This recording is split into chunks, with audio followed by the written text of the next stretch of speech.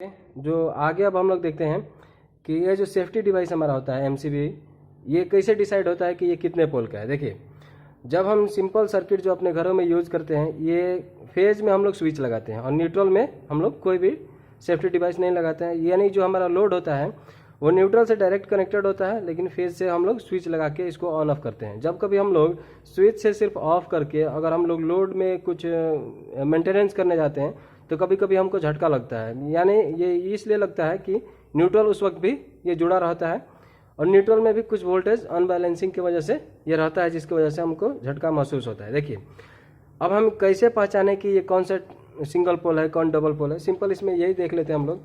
Single pole का मतलब ये होगा कि उसमें सिर्फ एक ही इनपुट होगा और एक ही आउटपुट होगा। ठीक है, सिंपल अगर हम लोग डायरेक्टली ऐसे समझना चाहें तो जैसे ये जो एमसीबी है इसमें सिर्फ एक ही इनपुट है और एक ही इधर से आउटपुट है। ये एबीबी का एक एमसीबी है। ठीक है, अगर हम लोग डबल पोल की बात करें, डीपी डबल पोल, तो ये जो होता है ये एक ऐसा सर्किट है कि न्यूट्रल एंड फेज ये दोनों को एक ही साथ ट्रिप कराने की क्षमता रखता है। इसमें न्यूट्रल और एक में फेज को जोड़ देंगे हम लोग और इधर से आउटपुट ले लेंगे। जब इसको हम लोग ट्रिप कराएंगे, ऑफ करेंगे, तो न्यूट्रल और फेज दोनों को ये डिस्कनेक्ट कर देगा। ऐसी स्थिति में जब हम लोग लोड में कुछ मेंटेनेंस करेंगे तो हमको किसी तरह का झटका का कोई खतरा नहीं रहेगा। तो ये दोनों सर्किट को, दोनों वायर को ये डिस्कनेक्ट कर सकता है या कनेक्ट कर सकता है। इसमें 2 इनपुट 2 आउटपुट है, यानी ये 2 पोल है। इसी तरह से एक होता है टीपी, मतलब ये ट्रिपल पोल, यानी इसमें 3 फेज RYB तीनों को ट्रिप कराने का क्षमता रहता है।